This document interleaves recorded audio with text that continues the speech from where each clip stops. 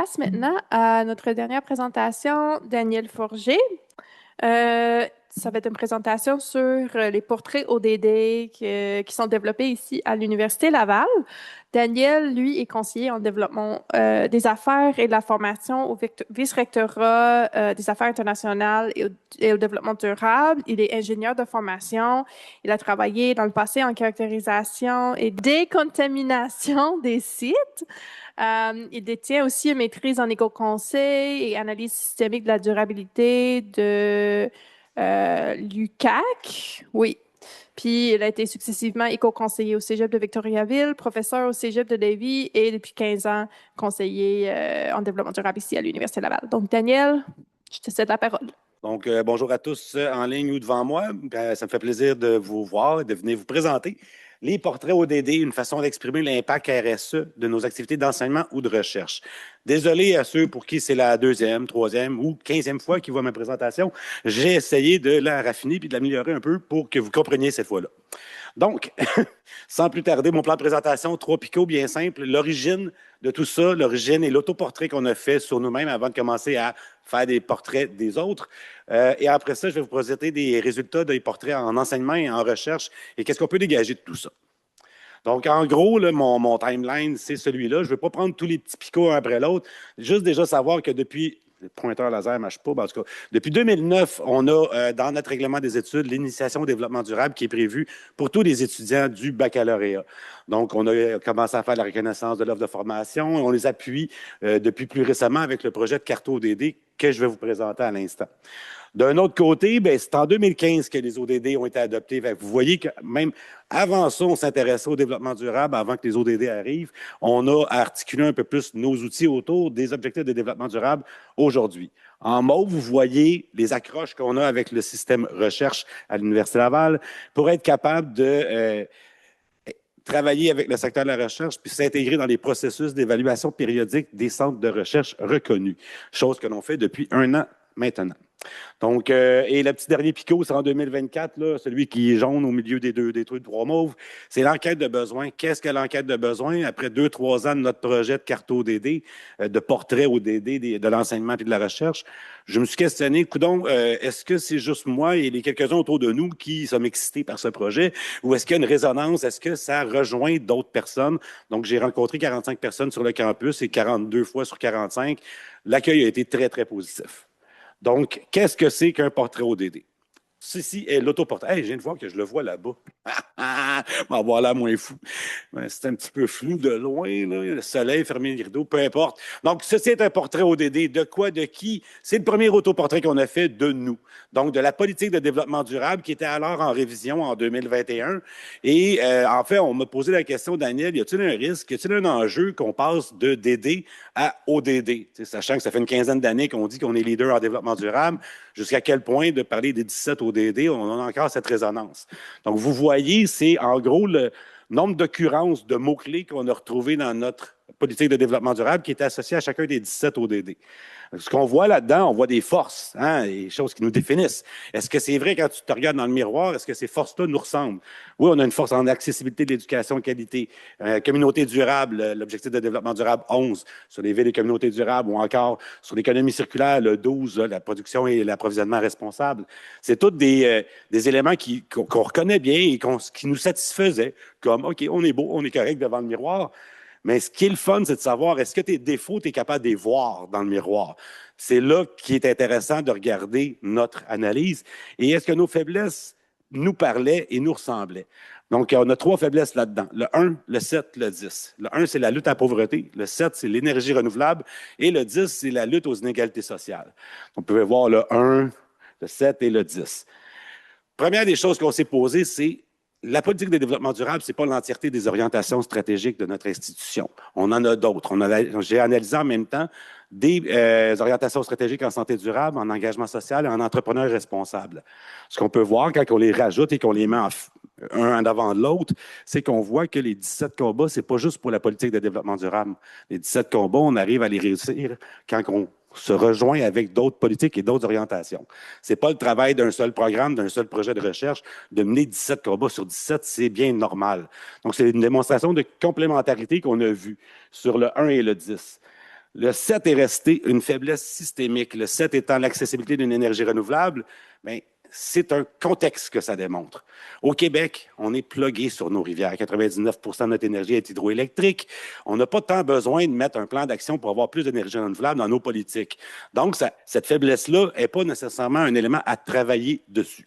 Donc, c'est des éléments qui nous ont apporté à nous conforter, à voir que c'était intelligent à faire tout ça, mais encore mieux, c'est étant donné que le 1 et le 10 avaient des faiblesses. La lutte aux inégalités sociales, la lutte à la pauvreté, mais c'est quand même un peu bizarre qu'on ne le retrouve pas suffisamment ou pas autant que les autres objectifs dans notre politique de développement durable. Quand j'ai dit ça à ma collègue qui est en charge de la révision, j'ai dit on n'est pas très bon sur le 10, puis j'arrive mal à l'expliquer. Puis elle m'a dit Daniel, c'est la musique à mes oreilles. Qu'est-ce que tu dis là? Je te dis qu'on n'est pas beau, on n'est pas bien. Pourquoi tu me dis que tu es contente? Bien, Daniel, c'est parce que tu confortes notre autocritique avec ce graphique et tu m'amènes un argument objectif, tu m'amènes un argument relativement scientifique pour être capable de le remonter jusqu'à notre vice-recteur d'alors, qui a finalement s'est rangé à cette analyse et s'est dit qu'on va rajouter 4 ou 5 articles sur la lutte aux pauvretés et sur la lutte aux inégalités sociales dans notre politique. Tout ça pour vous dire que est-ce que cet exercice est un outil d'aide à la décision? Ça l'a été pour nous. Ça a été confortant et ça nous a permis d'orienter notre rédaction de notre politique de développement durable. Maintenant qu'on l'a fait sur nous, on essaie de l'appliquer sur les autres en enseignement. Pour vous dire ça, tout de suite de même, on n'écrit pas un plan de cours comme on écrit une politique. Donc, tous les mots-clés qu'on avait été ressortis de la politique de développement durable de la Ville de Québec, on était tout contents de les avoir, on les a mis dans les plans de cours de l'Université Laval, puis ça a donné que 100% des cours d'une faculté étaient en développement durable, puis il y avait 3 facultés qui n'avaient aucun cours en développement durable. On s'est arraché un peu les cheveux et on s'est dit comment on va faire pour remettre les cheveux. Je suis toujours pas capable. Donc, ce qu'on a décidé de faire, c'est qu'on a décidé de se donner une nouvelle méthodologie de collecte de données.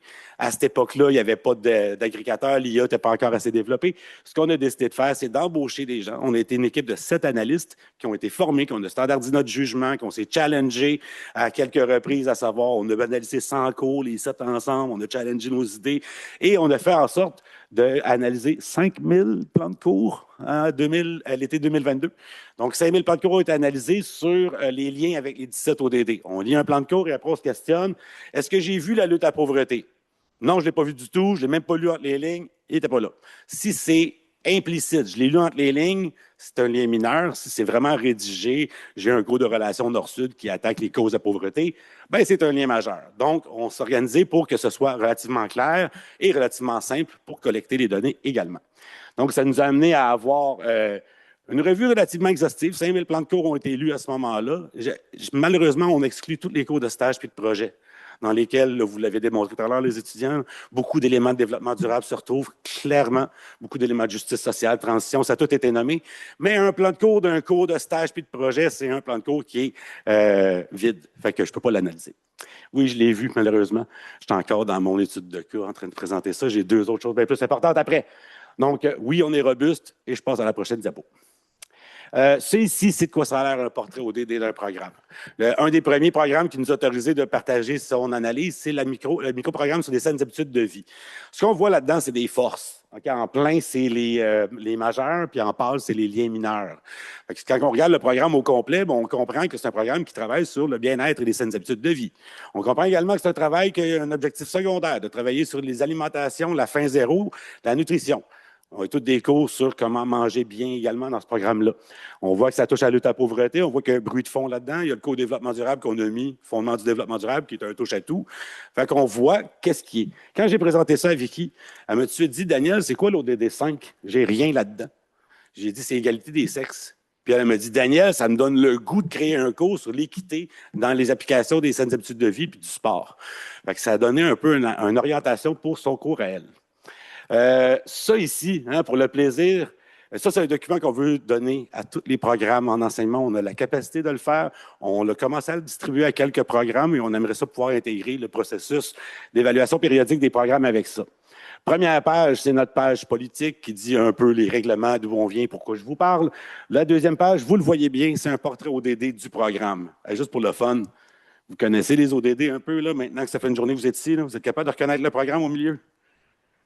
C'est un programme sur lequel l'ODD 8 est là à 95 %. Donc, prospérité économique, croissance économique partagée, emploi décent. On a également l'innovation durable avec le 9 puis les institutions efficaces. J'ai nommé le bac en administration des affaires. Donc, c'est là où on apprend à bien gérer les gens de manière efficace et à s'assurer que la prospérité économique et l'entrepreneuriat, le microcrédit est accessible à tout le monde. On le reconnaît un peu, mais on voit qu'il y a des faiblesses également. C'est à eux autres de se poser la question.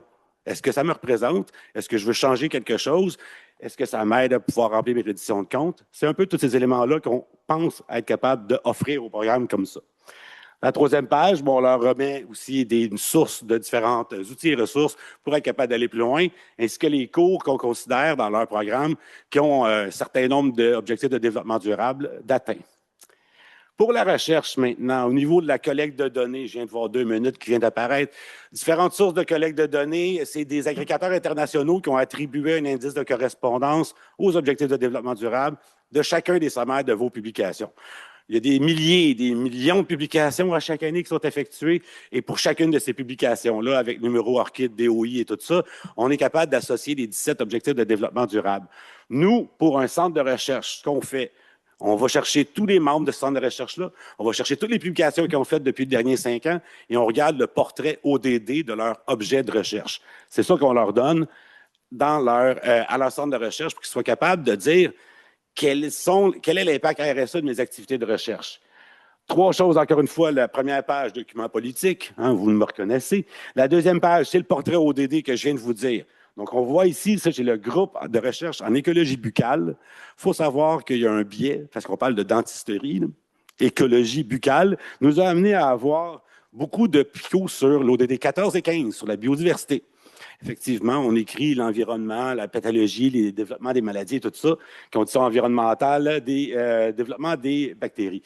Donc, on a tout ça qui est là-dedans, qu'on retrouve et qu'on est capable de se définir. Puis, je vous dirais qu'on a eu des superbes discussions sur comment ça se fait que j'ai rien sur le 1 puis le 5. Daniel, on en fait des milliers de choses en pauvreté puis en égalité des sexes.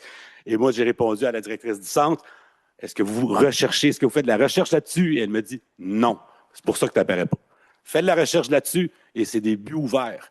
Si jamais un jour, il y a une publication qui sort, les dentistes pour la lutte à la pauvreté, je pense que c'est un clickbait, excusez mon latin. Donc, et sinon, la dernière page qu'on leur redonne pour être capable d'articuler également, parce que la RSE ou le développement durable, on ne le retrouve pas juste dans votre objet de recherche, dans le papier que vous avez puis que vous publiez, qui est de la nouvelle connaissance scientifique, on est bien content. Mais c'est également là, toute la RSE des activités de recherche. On a nommé tout à l'heure les déplacements aériens. On peut aussi nommer aussi la manière dont on consulte les gens, qui on consulte, comment on mène nos activités de recherche. Il y a plein d'impacts RSE qui existent là aussi. Et tout ça, on a pris les 17 ODD, on a fait une définition vernaculaire. On a ramené ça en 5 grands champs de catégories, qui est plus un vocabulaire administratif institutionnel. Donc, c'est là qu'on leur donne la capacité de se évaluer, faire un autoportrait. Comment est-ce que je considère que je suis capable de favoriser la science ouverte, l'action climatique, le bien-être, la qualité de vie? À quel point est-ce que je me soucie du bien-être de mes membres dans mon centre? Parce que, 4 éléments, l'objet de la recherche peut être ou pas développement durable. Les activités de recherche peuvent être ou pas développement durable. À quel point est-ce que tu rends ta science accessible et ouverte ou est-ce que tu fais de la recherche juste pour un bailleur de fonds puis tu gardes ça sur tes tablettes? C'est très important le partage des sciences, au DD4 à lui tout seul. Et pour finir, jusqu'à quel point est-ce que ton centre carbure au bien-être s'assure de créer un environnement favorable pour avoir un centre de recherche qui est exempt d'harcèlement et qui donne les conditions à tout le monde de pouvoir s'épanouir, être accueilli et avoir du plaisir dans la vie. Fait que ça, c'est plus précisément. Puis ça ici, c'était pour le portrait ODD du GREB. Merci beaucoup. Je finis avec une conclusion. Moins 2 minutes. Conclusion, c'est les objectifs de développement durable, c'est un langage universel qui nous aide à avoir plus de clarté communicationnelle, qui nous aide à avoir plus de granulométrie. Puis quand tu as plus de granulométrie, tu as plus d'adhérence. Je n'ai pas dit adhésion, mais tu as plus d'adhérence, tu as plus de points pour être capable de comprendre et pouvoir le challenger puis l'amener plus loin, ton objet de recherche. Voilà. Merci beaucoup.